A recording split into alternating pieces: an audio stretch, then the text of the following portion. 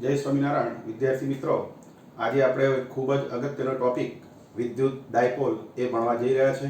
તો તમે ધ્યાનપૂર્વક ભણશો.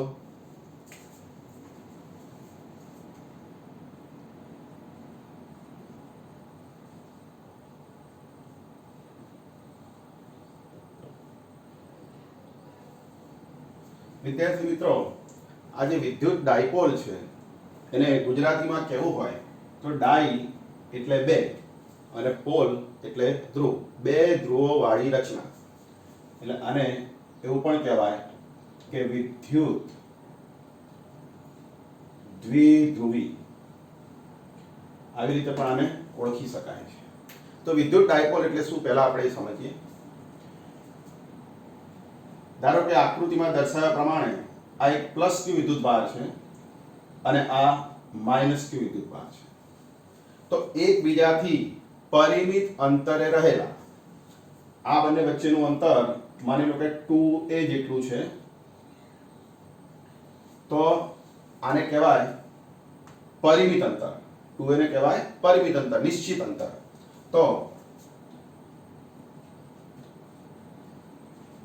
એકબીજાથી પરિમિત અંતરે રહેલા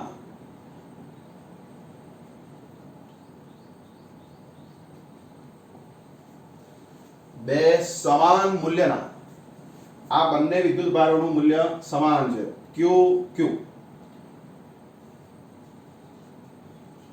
સમાન મૂલ્યના, અને એક પ્લસ છે અને એક માઇનસ છે એટલે કે વિજાતીય છે. એટલે વિજાતીય વિદ્યુતભારોના તંત્રને અથવા જોડને, વિદ્યુતભારોની જોડને વિદ્યુત ડાયપોલ કહેવામાં આવે છે.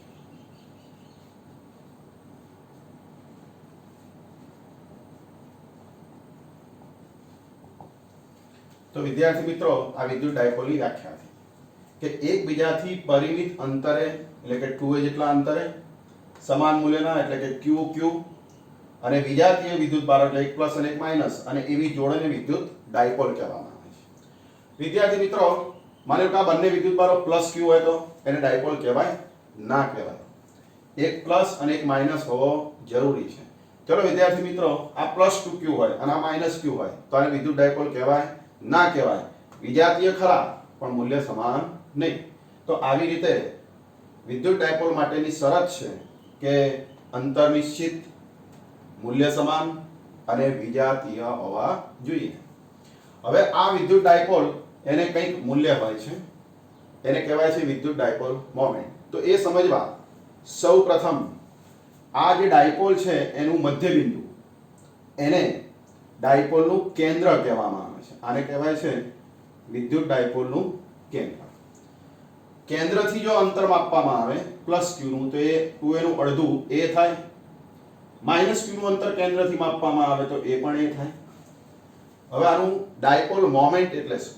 તો આનું વિદ્યુત ડાયપોલ મોમેન્ટ,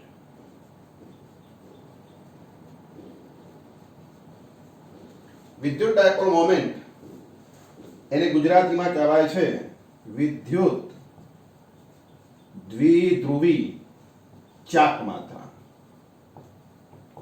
તો એને સંકેતમાં સદિશ p વડે દર્શાવાય. વિદ્યુત ડાયપોલ મોમેન્ટ એને સદિશ p વડે દર્શાવાય, સદિશ રાશિ છે. તો આ વિદ્યુત ડાયપોલનું ડાયપોલ મોમેન્ટ એટલે કે વિદ્યુત દ્વિધ્રુવી ચાક માત્રા કેટલી? તો સદિશ p બરાબર બેમાંથી એકનું મૂલ્ય, માની લો કે આનું મૂલ્ય લો કાં તો આનું મૂલ્ય લો, બંનેના મૂલ્ય સમાન છે એટલે ગમે તે એકનું મૂલ્ય ગુણ્યા તે બે વચ્ચેનું અંતર એટલે કે પ્લસ q માઇનસ q વચ્ચેનું અંતર જે 2a છે. તો આ બેનો ગુણાકાર, q અને 2a નો ગુણાકાર, વિદ્યુતભારનું મૂલ્ય ગુણ્યા તે બે વચ્ચેના અંતરનું ગુણાકાર, આને કહેવાય ડાયપોલ મોમેન્ટનું મૂલ્ય. હવે આ ડાયપોલ મોમેન્ટ સદિશ રાશિ છે એટલે એને દિશા હોય, દિશા માટે બાજુમાં p કેરેટ લખવામાં આવે છે. p કેરેટ એટલે એકમ સદિશ. તો આ ડાયપોલ મોમેન્ટનું સૂત્ર થયું કે ડાયપોલ મોમેન્ટ એટલે વિદ્યુતભારનું મૂલ્ય ગુણ્યા બે વિદ્યુતભાર વચ્ચેનું અંતર અને ઇન્ટુ એનો એકમ સદિશ. અથવા વિદ્યાર્થી મિત્રો ક્યારેક આને આવી રીતે પણ લખાય છે q ઇન્ટુ 2a સદિશ. આ જે બેનો ગુણાકાર એને 2a સદિશ પણ કહેવાય. તો આ સદિશ રાશિ છે એટલે આની દિશા હશે. તો વિદ્યુત ડાયપોલ મોમેન્ટની દિશા કઈ? તો -q થી +q તરફ, એટલે કે ડાબી બાજુ -q થી +q તરફ ડાયપોલ મોમેન્ટની દિશા એને પ્રણાલિકા મુજબ સ્વીકારવામાં આવે છે. તો પ્રણાલિકા મુજબ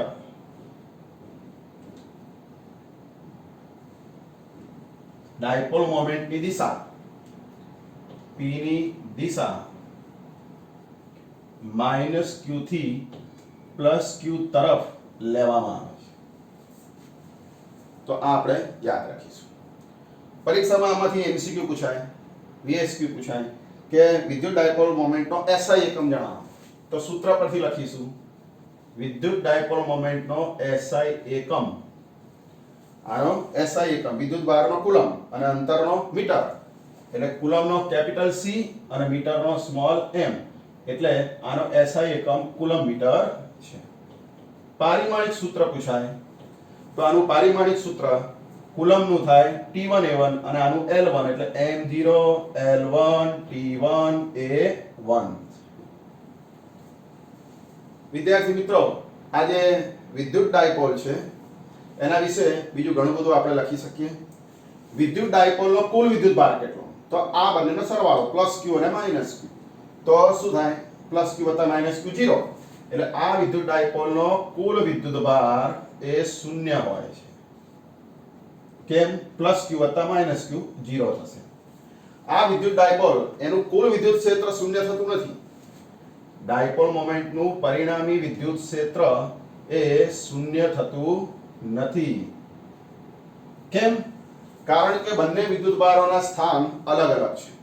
આનું સ્થાન અને આનું સ્થાન બંને અલગ અલગ છે. એટલે આ ડાયપોલની વચ્ચે કે આની આજુબાજુ કોઈ પણ બિંદુ પાસે વિદ્યુત ક્ષેત્ર એ 0 થતું નથી.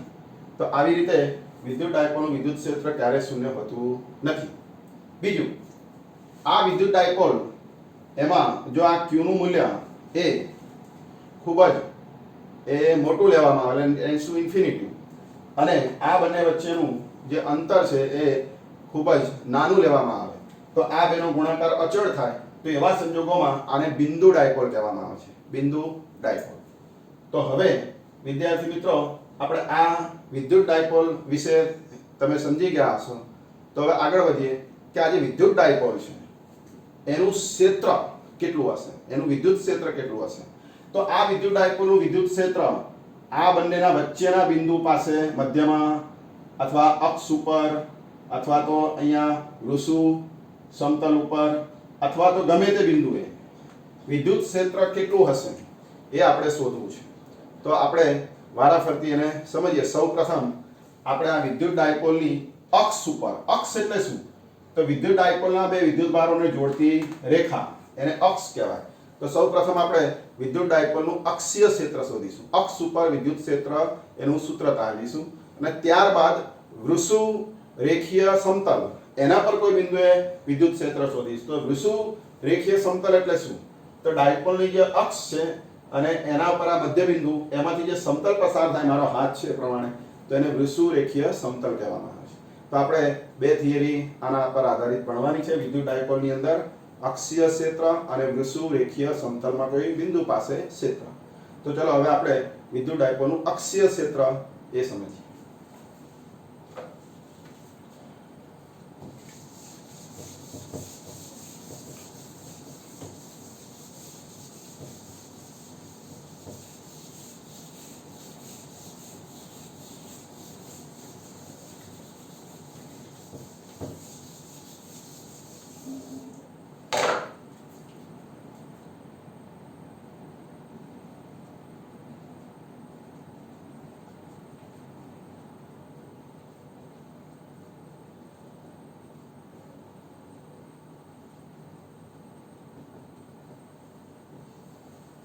વિદ્યુત ડાયપોલની અક્ષ પરના બિંદુએ મારે વિદ્યુત ક્ષેત્ર શોધવું છે. તો એ શોધવા માટે સૌપ્રથમ આપણે આકૃતિ સમજીશું, એના આધારે આ ક્ષેત્રનું સૂત્ર તારવીશું. તો હમણાં આપણે આકૃતિ દોરી હતી એ જ પ્રમાણે ધારો કે આ પ્લસ ક્યુ વિદ્યુતભાર છે અને આ માઇનસ ક્યુ વિદ્યુતભાર છે, બંને વચ્ચેનું અંતર એ 2a છે. આ ડાયપોલનું કેન્દ્ર છે. હવે ડાયપોલની અક્ષ, અક્ષ એટલે શું? તો આ જે ડાયપોલ છે એની અક્ષ એટલે આ બંનેને જોડતી જે રેખા છે, બે વિદ્યુતભારોને જોડતી રેખા એટલે કે એમાંથી પસાર થતી આ રેખા એને કહેવાય ડાયપોલની અક્ષ. આને કહેવાય ડાયપોલની અક્ષ. હવે આ અક્ષ ઉપર કોઈ બિંદુ પાસે ધારી લઈએ કે ડાબી બાજુ આ અક્ષ ઉપર કોઈ બિંદુ આપણે અહીં ધારી લઈએ કે P બિંદુ. આ P બિંદુ, ડાયપોલની આ અક્ષ ઉપર P બિંદુએ વિદ્યુત ક્ષેત્ર એ આપણે શોધવું છે. તો ધારો કે આ P બિંદુનું અંતર O થી આ જે P બિંદુ છે એનું અંતર R છે એવું આપણે ધારી લઈશું કે O થી R અંતરે P પાસે વિદ્યુત ક્ષેત્ર અહીંયા શોધવું છે.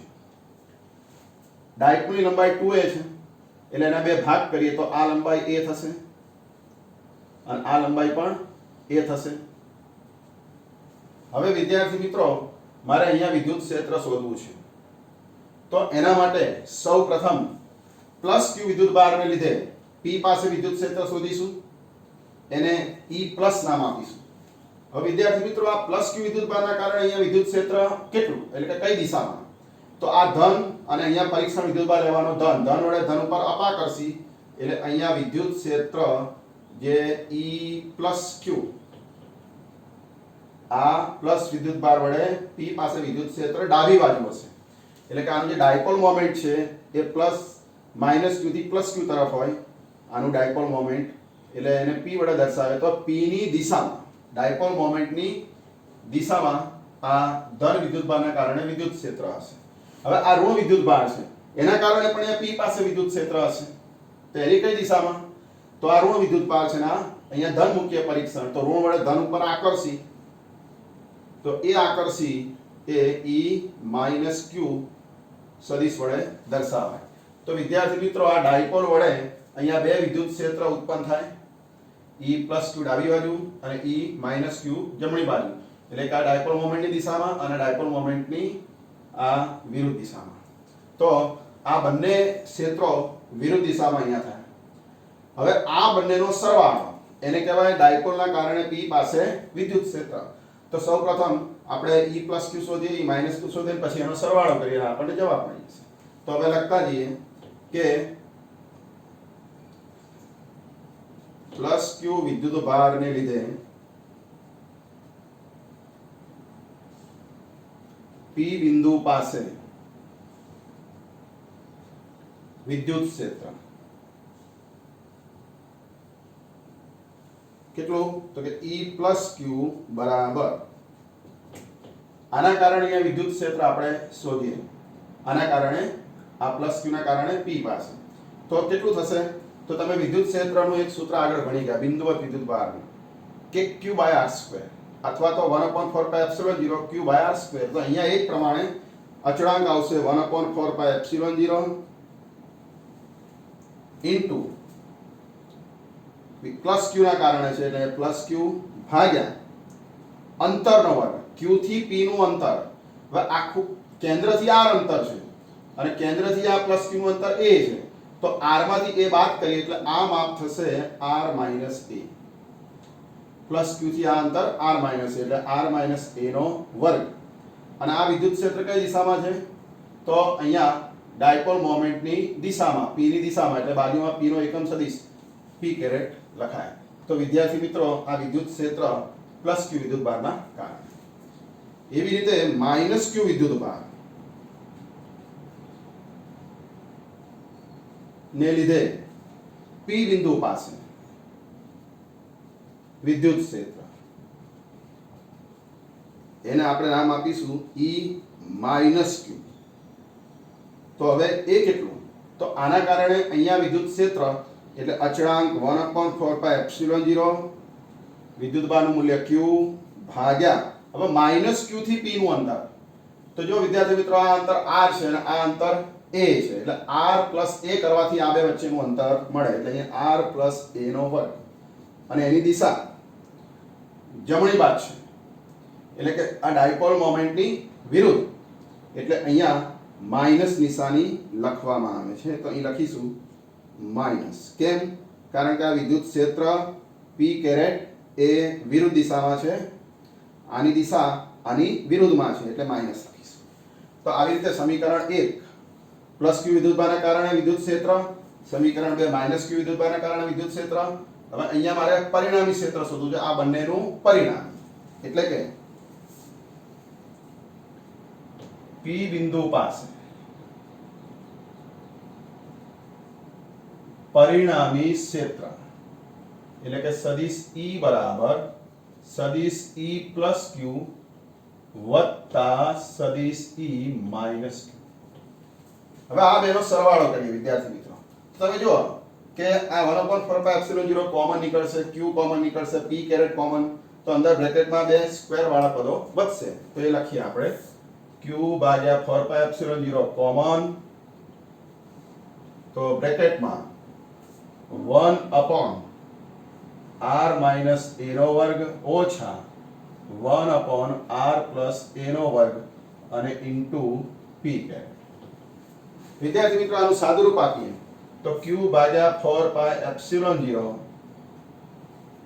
હવે આનું સાદુરૂપ નીચે લસા r માઈનસ a નો વર્ગ ગુણ્યા r પ્લસ a નો વર્ગ હવે આનું વિસ્તરણ કરો એટલે કે આનો બ્રેકેટ વર્ગના ભાગ પાડીએ તો r માઈનસ a જોડે આનો r પ્લસ a એટલે r સ્ક્વેર ઓછા a સ્ક્વેર પાછા r માઈનસ a જોડે બીજો આનો r પ્લસ a એટલે એનો વર્ગ આવું સૂત્ર થશે ઉપર r પ્લસ a નો વર્ગ ડાબી બાજુ અંશમાં r માઈનસ a નો વર્ગ જમણી બાજુ અંશમાં એનું વિસ્તરણ કરવામાં આવે તો આનું વિસ્તરણ શું થાય તો કે r square plus 4ra r square plus 2ra plus a square આનું વિસ્તરણ અહીંયા એવું થશે r square minus 2ra plus a square અને આ બંનેના વિસ્તરણની જો બાદબાકી કરવામાં આવે તો આનું મધ્યમ પદ 2q આનું મધ્યમ પદ એટલે અહીંયા 2ra અથવા 2ar અને આનું મધ્યમ પદ અહીંયા માઈનસ માઈનસ પ્લસ થઈ જશે 2ar આટલું વધશે બાકીનું બધું ઉડી જશે તો આવી રીતે આનું સાદુરૂપ થશે હવે આનું સાદુરૂપ આપીએ તો 1/2/4πε0 ઉપર 2ar વત્તા 2ar એટલે 4ar ભાગ્યા r સ્ક્વેર ઓછા r સ્ક્વેર એનો વર્ગ ઇન્ટુ p કેરેટ હવે વિદ્યાર્થી મિત્રો આપણે અહીં એક કન્ડિશન ધારી લઈએ કે જો આ r આ a કરતા ખૂબ જ મોટો હોય એટલે કે જો r is very greater than a હોય આ r છે એ કરતા બહુ મોટો હોય તો આ a ને અવગણી શકાય એટલે કે આને 0 લઈ લઈશું તો એવા સંજોગોમાં આ સૂત્ર શું થશે એ આપણે સમજીએ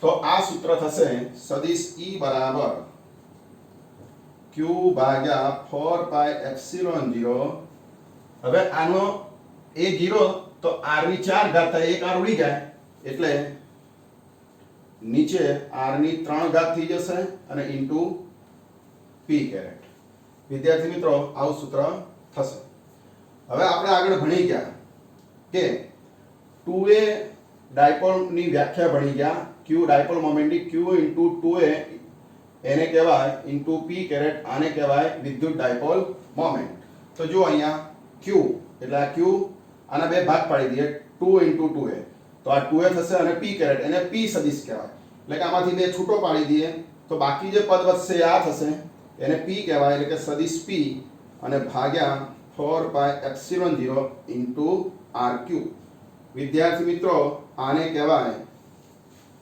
કે ડાયપોલની અક્ષ ઉપર કોઈ બિંદુએ આ વિદ્યુત ડાયપોલની આ અક્ષ ઉપર કોઈ p બિંદુ પાસે વિદ્યુત ક્ષેત્ર શોધવાનું સૂત્ર તો આવી રીતે આ સૂત્ર આપણે લખી શકીએ અથવા આ સૂત્રને તમારે k ના સ્વરૂપમાં લખવું હોય તો આ સૂત્રને આપણે આ રીતે પણ લખી શકીએ કે સદિશ E બરાબર 2 હવે 1/4πε0 ને k કહેવાય એટલે kp સદિશ ભાગ્યા r ક્યુબ. આને આવી રીતે પણ લખી શકાય. તો આ સૂત્ર એવું દર્શાવે છે કે અક્ષ ઉપર વિદ્યુત ક્ષેત્ર એ q અને a ના ગુણાકારના સમપ્રમાણમાં અને E નું મૂલ્ય અંતરના ઘનના વ્યસ્ત પ્રમાણમાં હોય છે. અંતરના ઘનના વ્યસ્ત પ્રમાણમાં હોય છે. તો વિદ્યાર્થી મિત્રો, આગળ જે ભણ્યા તમે ગયા લેક્ચરમાં કે બિંદુવત વિદ્યુતભારનું વિદ્યુત ક્ષેત્ર એ અંતરના વર્ગના વ્યસ્ત પ્રમાણમાં હોય છે, જ્યારે અહીંયા ડાયપોલનું વિદ્યુત ક્ષેત્ર અંતરના ઘનના વ્યસ્ત પ્રમાણમાં હોય છે. એનો મતલબ શું થયો કે બિંદુવત વિદ્યુતભારનું વિદ્યુત ક્ષેત્ર જે ઘટે છે એના પ્રમાણમાં ડાયપોલનું વિદ્યુત ક્ષેત્ર એ ઝડપથી ઘટે છે. તો આવી રીતે આપણે આ બંને સૂત્રો અક્ષ ઉપર તીવ્રતાના છે એ યાદ રાખીશું. તો વિદ્યાર્થી મિત્રો, તમે આ થિયરી સમજી ગયા. આ થિયરીને શોર્ટમાં યાદ રાખવાની રીત: સૌપ્રથમ E પ્લસ ક્યુ અને E માઇનસ ક્યુ બંનેના સૂત્રો લખીશું, એનો સરવાળો કરીશું, કોમન લઈશું, સાદુરૂપ આપીશું, r ગ્રેટર ધેન a ધારીશું અને સાદુરૂપ આપતા આપણને p ના સ્વરૂપમાં સૂત્ર 2p/4πr³ અને k ના સ્વરૂપમાં આવું સૂત્ર આપણને મળશે. તો આ અક્ષ ઉપર વિદ્યુત ક્ષેત્ર. હવે નેક્સ્ટ, વૃષુરેખીય સમતલ પર કોઈ બિંદુ પાસે વિદ્યુત ક્ષેત્ર કેવી રીતે શોધાય? તો હવે અક્ષના બદલે વૃષુરેખીય સમતલ પરના બિંદુએ વિદ્યુત ક્ષેત્ર.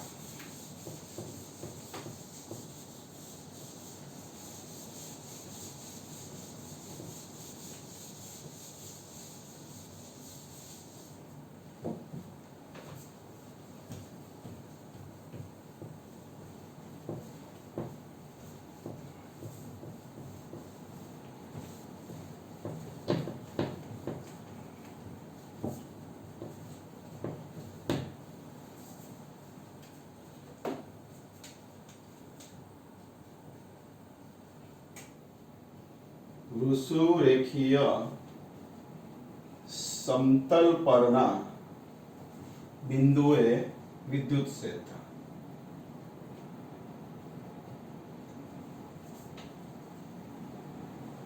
ચલો વિદ્યાર્થી મિત્રો, પહેલા આકૃતિ દોરીશું. આકૃતિ બહુ જ અગત્યની છે આ થિયરીમાં. જો આકૃતિ સમજી ગયા તો આ થિયરી ખૂબ જ સહેલી છે. સૂત્રો તો તમને આવડી જ જવાના છે, પણ આકૃતિ એના માટે દોરવી વ્યવસ્થિત રીતે જરૂરી છે. તો ચલો પહેલા એને સમજીએ. ધારો કે આ પ્લસ ક્યુ વિદ્યુત ભાર છે અને આ માઇનસ ક્યુ વિદ્યુત ભાર છે. આ બંને વિદ્યુત ભારો વચ્ચેનું અંતર તમે જાણો છો કે આ મધ્યબિંદુ O, તો આ અંતર 2a હોય અને આ A, આ A. હવે વૃષુરેખીય સમતલ કોને કહેવાય? વિદ્યાર્થી મિત્રો, આ બંને, આ ડાયપોલનું કેન્દ્ર છે, એ કેન્દ્રમાંથી અક્ષને લંબરૂપે જે સમતલ પસાર થાય, આ જે અક્ષ છે એને લંબરૂપે આમ જે સમતલ પસાર થાય એને કહેવાય વૃષુરેખીય સમતલ. તો આપણે પહેલા સમતલ દોરી નાખીએ. આને વૃષુરેખા કહેવામાં આવે છે. આને કહેવાય ડાયપોલની વૃષુરેખા. જે ડાયપોલના બે સરખા શું કરે? ભાગ કરી નાખે. અને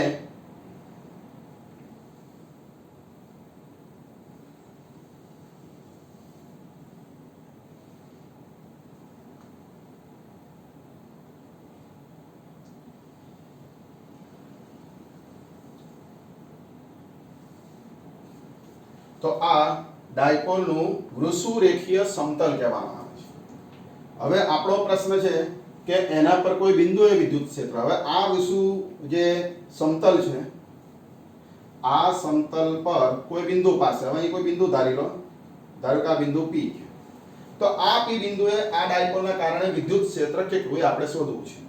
તો એના માટે સૌપ્રથમ પ્લસ ક્યુ વિદ્યુતભારના કારણે વિદ્યુત ક્ષેત્ર શોધવું પડે. એટલે આ બંનેને જોડતી રેખા પર અહીં વિદ્યુત ક્ષેત્ર આ બાજુ હશે. પ્લસ ક્યુ ના કારણે P પાસે વિદ્યુત ક્ષેત્ર ધન વડે અહીંયા ધન ધારીએ તો અપાકર્ષી લાગે, એટલે E પ્લસ ક્યુ એ ઉપર તરફ. એવી રીતે માઇનસ ક્યુ વિદ્યુતભારના કારણે P પાસે વિદ્યુત ક્ષેત્ર, તો અહીંયા ધન અને અહીંયા ઋણ, એટલે આકર્ષી બળ આ બંનેને જોડતી રેખા પર નીચે તરફ. એટલે અહીંયા E માઇનસ ક્યુ એ કઈ બાજુ હશે? P થી માઇનસ ક્યુ તરફ. તો વિદ્યાર્થી મિત્રો, આ બંને વિદ્યુતભારના કારણે અહીંયા વિદ્યુત ક્ષેત્ર અલગ અલગ દિશાઓમાં છે. પહેલું E પ્લસ ક્યુ થી P તરફ ઉપર, E માઇનસ ક્યુ P થી માઇનસ ક્યુ તરફ નીચે. હવે સમાંતર બાજુ ચતુષ્કોણના નિયમ અનુસાર જો અહીંયા સબાચો દોરવામાં આવે, આને સમાંતર લાઈન અને આને સમાંતર લાઈન, તો વિકર્ણ કઈ બાજુ મળશે? જમણી બાજુ. તો આ બંનેનું પરિણામી ક્યાં હશે? જમણી બાજુ. E વિદ્યુત ક્ષેત્ર જમણી બાજુ. હવે આનું ડાયપોલ મોમેન્ટ કઈ બાજુ? ડાયપોલનું તો એ ડાબી બાજુ હોય છે. P આનો ડાયપોલ મોમેન્ટ ડાબી બાજુ હોય. આના ડાયપોલ મોમેન્ટની દિશા ડાબી બાજુ. જ્યારે વિદ્યુત ક્ષેત્ર કઈ બાજુ મળ્યું? જમણી બાજુ. એટલે આ બંને કેવા થાય? એકબીજાની વિરુદ્ધ થાય. તો આ વિદ્યુત ક્ષેત્ર એ અક્ષને સમાંતર ડાયપોલ મોમેન્ટની વિરુદ્ધ દિશામાં થાય. તો આવી રીતે વિદ્યુત ક્ષેત્ર વિરુદ્ધ દિશામાં. હવે એ શોધીએ કે આનું મૂલ્ય કેટલું. ચલો હવે એનું મૂલ્ય શોધીએ. તો આનું મૂલ્ય શોધવા અહીંયા E પ્લસ Q ના બે ઘટક પાડવા પડશે. અહીંયા E પ્લસ Q ના બે ઘટક પડે, અક્ષને સમાંતર, અક્ષને લંબ. E માઇનસ Q ના બે ઘટક અક્ષને સમાંતર, અક્ષને લંબ. હવે જો આ ખૂણો થીટા ધારવામાં આવે, આ ખૂણો પણ થીટા હોય, તો આ ખૂણો અને આ ખૂણો પણ થીટા થશે યુગ્મ કોણની રીતે. ટૂંકમાં અહીં તમે જોઈ શકો છો કે ઊંધો ઝેડ બને છે, એટલે આ બે સરખા. એવી રીતે આ બંને અનુકોણ, આ બંને સરખા. હવે E પ્લસ Q ના અહીંયા અને E માઇનસ Q ના બે ઘટક પડે. તો એ બંને ઘટકો પછી શોધીએ. પહેલા આપણે સૂત્ર લખી નાખીએ કે E પ્લસ Q એટલે શું? તો કે પ્લસ Q વિદ્યુત ભારને લીધે P બિંદુ પાસે વિદ્યુત ક્ષેત્રનું મૂલ્ય કેટલું હશે? તો કે E પ્લસ Q બરાબર, તમે કુલમના નિયમ અનુસાર 1/4πε0 ઇન્ટુ આ પ્લસ Q ના કારણે અહીંયા છે એટલે અહીંયા પ્લસ Q ભાગ્યા. હવે આ બે વચ્ચેનું અંતર, વિદ્યાર્થી મિત્રો, જો એ કાટકોણ ત્રિકોણ બને છે. જો આ માપ R હોય, અહીંથી આ માપ જો R હોય, R અંતરે આપણે વિદ્યુત ક્ષેત્ર શોધવું છે કેન્દ્રથી. જો આ R હોય અને આ A હોય, તો આ માપ પાયથાગોરસ પ્રમાણે આ કર્ણ થાય, એટલે વર્ગમૂળમાં R² વત્તા A². એટલે અહીંયા વર્ગમૂળમાં R² વત્તા A², પણ એનો વર્ગ. એટલે વર્ગમૂળનો વર્ગ એ શું થઈ જાય? કેન્સલ. એટલે વર્ગ લખીશું નહીં, વર્ગને વર્ગમૂળ દૂર થઈ જાય. તો આ વિદ્યાર્થી મિત્રો કઈ દિશામાં છે? પ્લસ Q થી P તરફ આ વિદ્યુત ક્ષેત્ર, એટલે કે પ્લસ Q થી P તરફ. એવી રીતે માઇનસ Q વિદ્યુત ભારને લીધે અહીંયા P પાસે વિદ્યુત ક્ષેત્ર, એનું મૂલ્ય એને કહીશું E માઇનસ Q. તો આનું મૂલ્ય 1/4πε0 Q ભાગ્યા. હવે અહીંયા આ બે વચ્ચેનું અંતર લેવું પડશે, માઇનસ Q થી P નું અંતર. તો આ માપ પણ ઊભું R આડું A, એટલે વર્ગમૂળમાં R² વત્તા A². આ કર્ણ થયો આ કાટકોણ ત્રિકોણનો, એટલે વર્ગમૂળમાં બાજુના વર્ગના સરવાળાનું વર્ગમૂળ, પણ અહીંયા એનો વર્ગ કરતા વર્ગમૂળ જતું રહેશે. તો આવી રીતે જો વિદ્યાર્થી મિત્રો આ બંનેના મૂલ્ય કેવા થયા? સમાન. આ બંને મૂલ્ય સમાન છે. હવે આપણે હમણાં વાત કરીએ પ્રમાણે આ બેનો સરવાળો કરવો છે, પણ આ બંનેની દિશા એ અલગ અલગ છે, ભિન્ન દિશા છે. તો આ બેનો સરવાળો કરવા આનો ઘટક E પ્લસ Q નો અક્ષને સમાંતર ઘટક E plus Q cos theta થાય. આ E માઇનસ Q નો અક્ષને સમાંતર ઘટક E minus Q cos theta થાય. અને અક્ષને લંબ ઘટક E પ્લસ Q નો ઉપર sin theta E plus Q, આનો ઘટક નીચે E minus Q sin theta. E plus Q sin theta E minus Q sin theta વિરુદ્ધ દિશામાં ઉડી જાય, એટલે આ બેનો સરવાળો એને કહેવાય પરિણામી વિદ્યુત ક્ષેત્ર.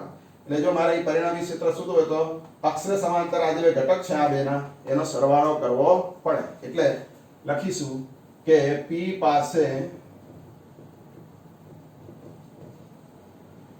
પરિણામી વિદ્યુત ક્ષેત્ર એટલે સદિશ E બરાબર આ બેનો સરવાળો, એટલે કે E પ્લસ Q વત્તા E માઇનસ Q,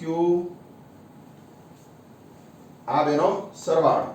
વિદ્યાર્થી મિત્રો આ બેનો સરવાળો આપણે કરીશું અને પછી આ કિંમત આમાં મૂકીશું, એટલે કે આ બેનો સરવાળો E plus Q cos theta, તેમાં cos થીટા કોમન. અને કઈ દિશામાં છે? આ ડાયપોલ મોમેન્ટની વિરુદ્ધમાં, એટલે અહીંયા p કેરેટ અને આગળ માઈનસ લખીશું. હવે વિદ્યાર્થી મિત્રો આ બેનો સરવાળો કરીએ તો આ બંનેના મૂલ્ય સરખા છે એટલે આનું મૂલ્ય શું થઈ જશે સરવાળો કરીએ તો ડબલ એટલે કે અહીંયા q ના બદલે 2q લખી દઈશું એટલે 2q આગળ માઈનસ તો ખરું જ એટલે ભાગ્યા 4 પાઈ એપ્સિલોન 0 અને r² વત્તા a². હવે વિદ્યાર્થી મિત્રો cos θ એટલે શું તો cos θ એટલે તો આ કાટકોણ ત્રિકોણનો cos θ શોધીએ તો પાસેની બાજુ a આમાં અને ભાગ્યા કર્ણ r² વત્તા a² નું વર્ગમૂળ એટલે a ભાગ્યા પાસેની બાજુ a ભાગ્યા r² વત્તા a² નું વર્ગમૂળ અને ઇન્ટુ p કેરેટ. તો વિદ્યાર્થી મિત્રો આ રીતે વિદ્યુત ક્ષેત્ર થશે. હવે આનું સાદુરૂપ તો r² વત્તા a² ની 1 ઘાત અને 1/2 ઘાત એટલે ઘાતનો સરવાળો એટલે 3/2 ઘાત એટલે આનું સાદુરૂપ આપતા આવું સૂત્ર થશે સદિશ E બરાબર -2q ભાગ્યા 4 પાઈ એપ્સિલોન 0 r² વત્તા a² એની કેટલી ઘાત 3/2 ઘાત અને p કેરેટ. વિદ્યાર્થી મિત્રો આવું સૂત્ર થશે. હવે કન્ડિશન એપ્લાય હમણાં આગળ વાત કરી તે પ્રમાણે કે r નું મૂલ્ય જો ખૂબ જ વધારે હોય તો અહીંયા a ને અવગણી શકાય. તો a ને અવગણવામાં આવે તો અહીંયા r ની બે ઘાત ઉડી જાય એટલે r ની અહીંયા ટૂંકમાં 3 ઘાત થાય એટલે સૂત્ર થશે સદિશ E બરાબર -2qa p કેરેટ ભાગ્યા 4 પાઈ એપ્સિલોન r ની 3 ઘાત. હવે હમણાં આપણે આગળ વાત કરીએ પ્રમાણે 2qa * p કેરેટ આને સદિશ p કહેવાય ડાયપોલ મોમેન્ટ સદિશ વિદ્યુત ડાયપોલ મોમેન્ટ સદિશ કહેવામાં આવે છે. એટલે સૂત્ર થયું કે સદિશ E બરાબર -p સદિશ 4 પાઈ એપ્સિલોન 0 r3. તો આને કહેવાય ડાયપોલના વૃષુરેખીય સમતલ પરના p બિંદુએ વિદ્યુત ક્ષેત્ર. હવે આ વિદ્યુત ક્ષેત્ર એને મારે k ના સ્વરૂપમાં લખવું હોય તો 1/4 પાઈ એપ્સિલોન 0 ને k કહેવાય એટલે -kp સદિશ ભાગ્યા r3. આ સૂત્રને આ રીતે પણ લખી શકાય. તો વિદ્યાર્થી મિત્રો તમે સમજી ગયા હશો કે વિદ્યુત ડાયપોલની વૃષુરેખીય સમતલ પર વિદ્યુત ક્ષેત્રનું આ સૂત્ર છે. તો આવી રીતે આકૃતિ દોરી અને પહેલા બંને E+ ને E- q નું મૂલ્ય લખીશું પછી એનો સરવાળો આના ઘટકો લઈ એનો સરવાળો કરીશું અને પરિણામી ક્ષેત્ર મળે એનું સાદુરૂપ આપીશું આ કન્ડિશન એપ્લાય કરીશું એટલે આપણને આ સૂત્ર મળશે. તો આવી રીતે વિદ્યાર્થી મિત્રો આ વિદ્યુત ક્ષેત્ર એ અંતરના ઘનના વ્યસ્ત પ્રમાણમાં હોય છે. તો આપણે બે થિયરી ભણ્યા ડાયપોલની અક્ષીય રેખા ઉપર એટલે કે ડાયપોલની અક્ષ ઉપર કોઈ બિંદુ પાસે વિદ્યુત ક્ષેત્ર અને આ રેખીય સમતલ પર કોઈ બિંદુ પાસે વિદ્યુત ક્ષેત્ર. હવે અક્ષ ઉપર જે વિદ્યુત ક્ષેત્ર હતું એમાં અહીંયા માઈનસ નહોતું આવતું અને અહીંયા 2 આવતું 2. અહીંયા માઈનસ આવે છે અને 2 નથી. એટલે એનો અર્થ શું થાય કે અક્ષ ઉપર જે વિદ્યુત ક્ષેત્ર હોય એના કરતા વૃષુરેખા પર વિદ્યુત ક્ષેત્ર અડધું હોય છે અને અક્ષ પર જે વિદ્યુત ક્ષેત્રની દિશા હોય ડાબી બાજુ એના બદલે અહીંયા વિદ્યુત ક્ષેત્રની દિશા જમણી બાજુ વિરુદ્ધમાં હોય છે. તો આવી રીતે બંને સૂત્રોને સરખાવી શકાય. તો વિદ્યાર્થી મિત્રો આ થિયરી તમે સમજી ગયા હશો. તો આજના લેક્ચરમાં આપણે વિદ્યુત ડાયપોલનું ક્ષેત્ર ભણ્યા અક્ષ ઉપર અને વૃષુ સમતલ પર. તો આ થિયરી બોર્ડની એક્ઝામમાં 2 અથવા 3 માર્ક્સમાં પૂછાતી હોય છે. કાં તો અક્ષ પર પૂછાય કાં તો વૃષુ રેખા પર ક્ષેત્ર પૂછાય. બંને સાથે પૂછાતી નથી એટલે બંને આપણે અલગ અલગ રીતે તૈયાર કરશું અને આ થિયરીને 2 થી 3 વાર લખીને તૈયાર કરશું. તો આજે આટલું રહેવા દઈએ છીએ. આવતીકાલના લેક્ચરમાં આના પર આધારિત જે ટોપિક હશે એની ચર્ચા આપણે કરીશું. જય સ્વામિનારાયણ.